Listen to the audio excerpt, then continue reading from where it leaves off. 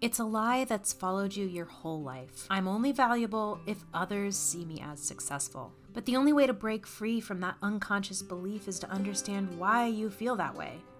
That's where the Enneagram comes in, a personality typing system that theorizes there are 9 different ways that people see the world, and those perceptions shape why you do the things that you do. So in this video, we're going to explore the 3rd personality type in the Enneagram in a series I like to call Explaining the Enneagram So You Understand Yourself, Type 3 edition.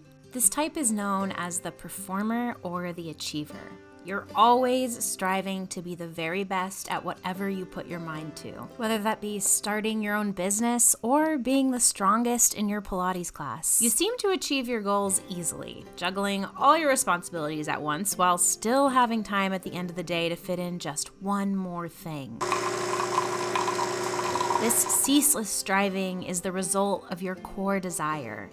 You want to be admired, successful, and valuable. But this comes at a cost because the truth is, 3s are like ogres. Layers!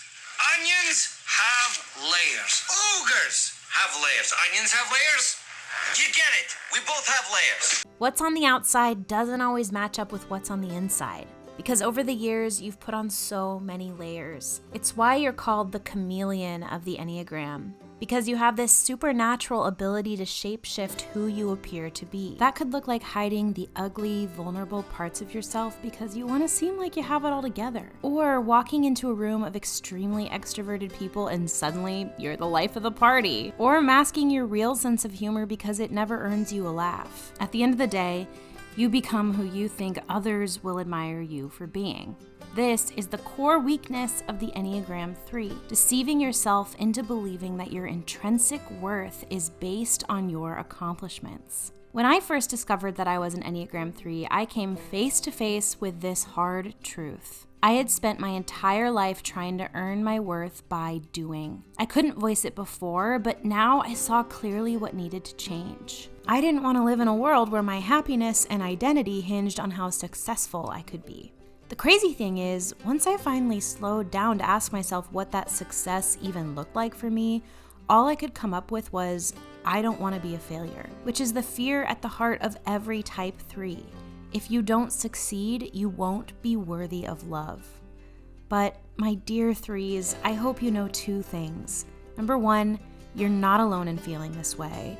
And number 2, there's good news, because once you're aware of your core fear, you can start to combat it by growing into the healthiest version of yourself.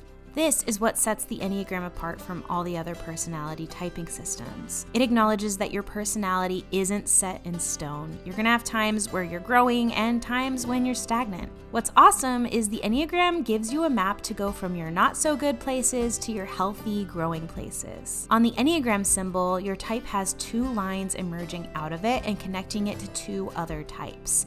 These are your arrows.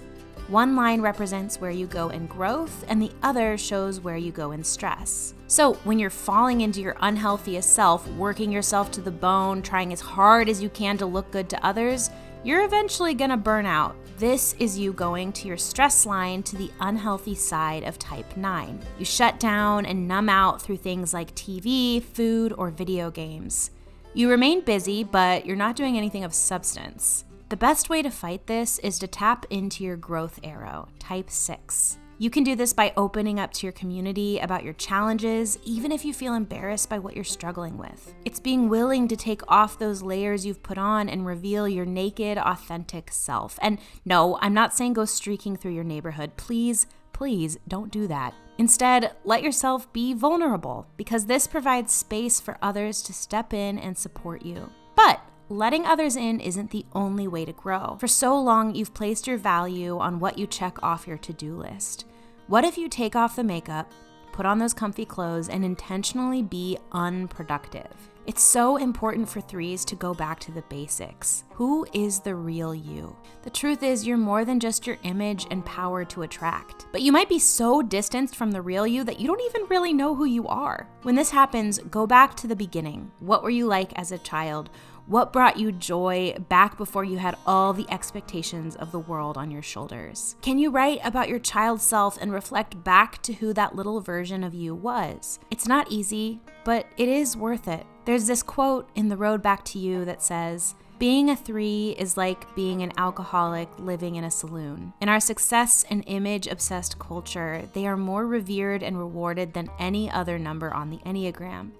Is it any wonder that spiritual work is hard for them? It's why you can't do this journey alone. You need at least one person in your life who can say, hey, you're loved just for being who you are." But I know it can be hard to understand and support Enneagram 3s. Sometimes just saying that isn't enough, which is why I've made this video exploring the top 10 ways to love the 3s in your life.